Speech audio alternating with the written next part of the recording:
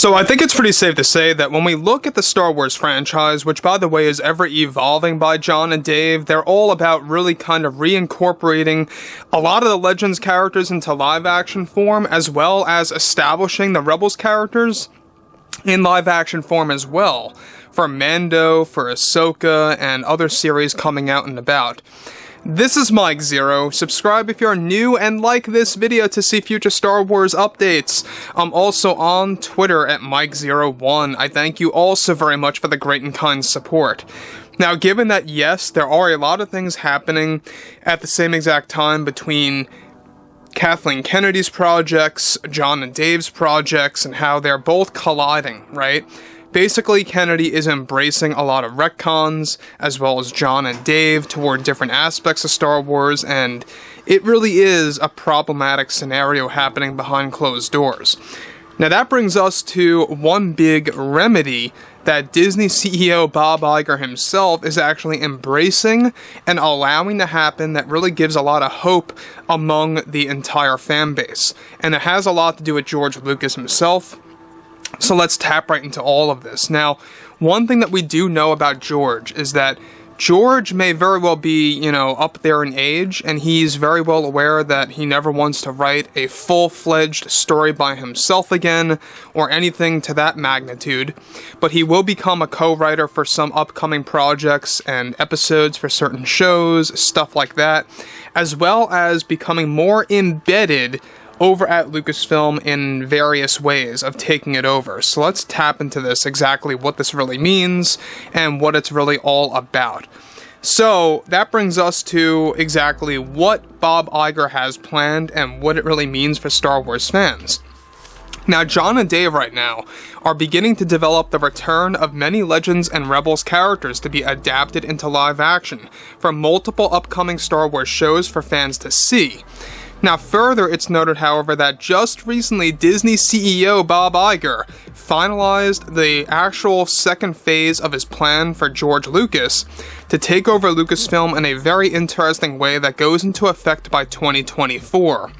Further, just recently Iger finalized an entire plan for Lucas to take over the story group by 2024 that is going to reorganize the entire way Lucasfilm functions as a company and how it handles Star Wars lore and the revival of Star Wars Legends that will play a big role in the upcoming projects.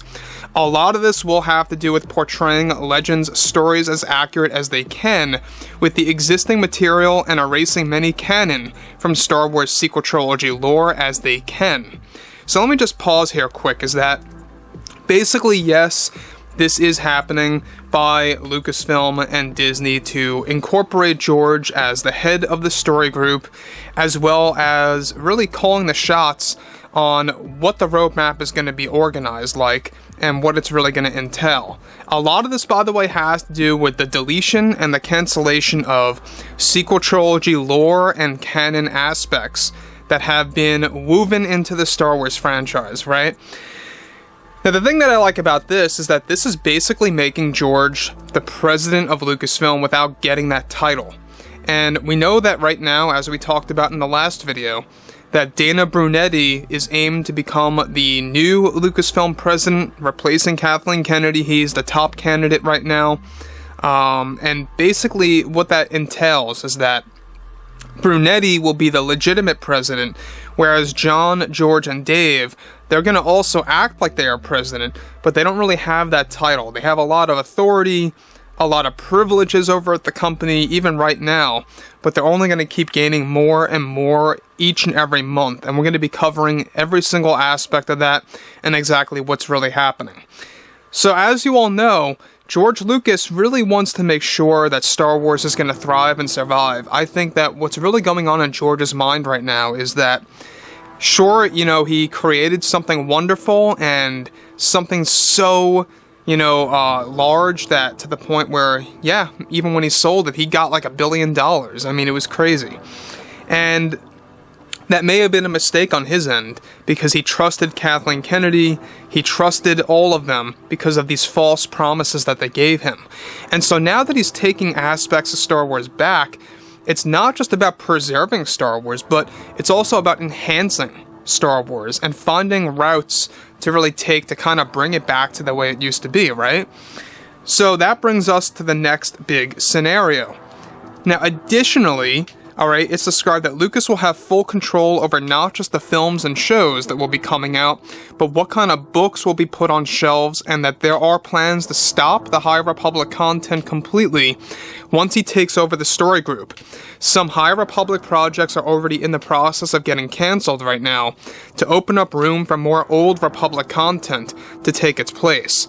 Further, and additionally, Disney also has complete focus on allowing George Lucas to restructure the priorities at Lucasfilm in certain departments in order to create better workflow for the Star Wars brand moving ahead, and how it's going to provide endless material throughout the 2020s. Now, one thing that we do have to actually establish here is that Lucas is going to be eventually the head of the story group, really kind of giving fans a lot of hope and a lot of things to look forward to. So that's number one. Number two is that we also know that Lucasfilm is very well aware, as well as Disney, that fans only want to see what they've been asking for the past 10 plus years, that it really never got to make its way into live action form. And a lot of that is really kind of just revitalizing Star Wars Legends and bringing that back, right? Disney's first step to doing that, by the way, was by bringing out those Legends Essentials books. Believe it or not, that's not just a marketing move on their end. It's a preliminary move to bringing Legends back in live action form, because the books are going to boost the familiarity for hardcore fans. And for new hardcore fans, mind you, as well, to really kind of motivate them to check out those characters in live action, right? So that's one great thing about all of that.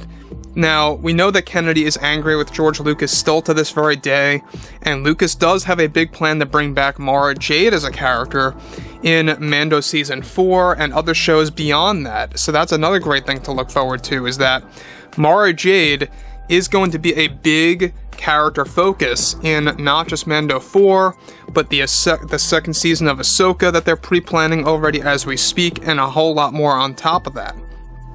Now, Lucas is also bringing back Kyle Katarn as one of the central characters for future post-Return of the Jedi content.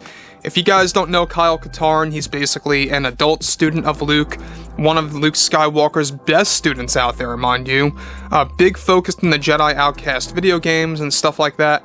They are going to be adapting him into the version of, the Kyle Katarn that fans know and love into live action form. So that's another thing that they have been running by right now and trying to really make happen for everybody around the globe.